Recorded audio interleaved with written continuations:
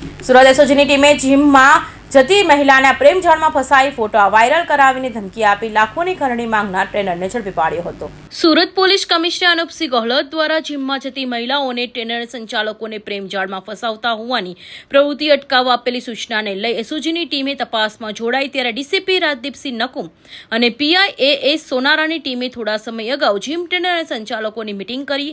આવી ગેરકાયદેસર પ્રવૃત્તિ ન કરવા કડક સૂચના આપી હતી। ત્યારે પાલ વિસ્તારમાં જીમમાં જતી આધેડ મહિલાને પ્રેમજાળમાં ફસાવી ફોટા વાયરલ કરવાની ધમકી ટ્રેનરે આપી હોવાની માહિતી મળતા જ એસઓજીની ટીમે ત્વરિત તપાસ હાથ ધરી જીમ ટ્રેનર સબ્બીર અસગર ટુકવાલાને ઝડપી પાડી સળિયા પાછળ ઢકેલી દીધો હતો। 9/3/2026 રોજ એસઓજીએ એક જીમ ટ્રેનરો અને સંચાલકોની મીટિંગ લીધેલી અને એ લોકોને વોર્ન કરેલા કે ભાઈ તમે જ્યારે પણ જીમ ટ્રેનર તરીકે કામ કરતા હોય અથવા જીમમાં જતા હોય તો ત્યાં તમારો શિક્ષકનો રોલ હોય છે। કોઈ પણ પરિણીત કે અપરિણીત મહિલાની જ્યારે તમે નજીક રહેતા હોય ત્યારે તમારે એમની સાથે કોઈ પણ સંબંધો બનાવવાની કોશિશ કરવાની નથી। તો આ જે વિડીયો સોશિયલ મીડિયામાં વાયરલ થયેલા અને એને જોઈને એક પરિણીત જે વ્યક્તિ છે એ પોતે જ આવી પરિસ્થિતિમાંથી પસાર થઈ રહ્યો 7 એક વર્ષથી તેઓ હેરાન થતા હોય તેઓ અમારો સંપર્ક કરતા એમની જે સ્ટોરી અમે જાણી અને એ બાબતની ગઈકાલે પાલ પોલીસ સ્ટેશનમાં એક ફરિયાદ નોંધાઈ છે। ફરિયાદની વિગત એવી છે કે આજથી 7 એક વર્ષ પહેલાં આજે આ વ્યક્તિ છે એમના જે પત્ની છે એ સિટી લાઇટ એરિયામાં પૂજા L1 કરીને જે જીમ હતું ત્યાં જતા હતા અને એ દરમિયાનમાં આ જે વ્યક્તિ છે સબ્બીર અસગર ટ્રંકવાલા એની સાથે સંપર્ક થયો। ત્યારબાદ એમની નજદીકી વધી અને ત્યારબાદ આ વ્યક્તિ વારે ઘડીએ આ જે આગેડ છે એના ઘરની આજુબાજુ આ મહિલાના ઘરની આજુબાજુ એથર જે એનું બાઇક છે લઈને ફરતો હતો અને આજથી 7 એક મહિના પહેલાં આ વ્યક્તિએ એમ કીધું કે ભાઈ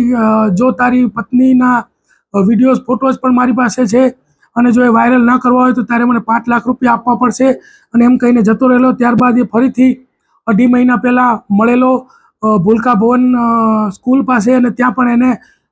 જે એની બાઇકની અંદર કાચ રાખેલો એને તોડીને એનો ત્રિકોણ આકારનો કાચનો ટુકડો એના ગળે રાખીને કીધું કે આટલી વાર લાગશે પહેલાં પૈસા કેમ નથી આપતો અને તારી પત્નીને તો હું મૂકી જ ને એમ કહીને એની પાસેથી 50,000 રૂપિયા લઈ લીધેલા। આ વ્યક્તિ ખૂબ જ ડરી ગયેલો અને એ કંઈ બોલી પણ નહોતો શકતો અને ત્યારબાદ જ્યારે આ મિટિંગ થઈ અને સોશિયલ મીડિયામાં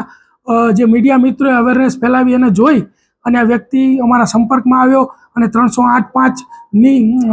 10 વર્ષની સજાનો ગુનો જે છે આ સબ્બીર અસગર ટ્રંકવાલા વિરુદ્ધમાં દાખલ કરવામાં આવ્યો છે। અન્ય જીમ સંચાલકો અને ટ્રેનરો સાથે શું હશે? અન્ય જીમ સંચાલકો અને ટ્રેનરોને અગાઉ પણ અમે વોર્નિંગ આપેલી હતી અને હજી પણ અમે વોર્નિંગ આપીએ છીએ કે તમે શિક્ષક તરીકેનો તમારો રોલ છે એ જ નિભાવો। તમે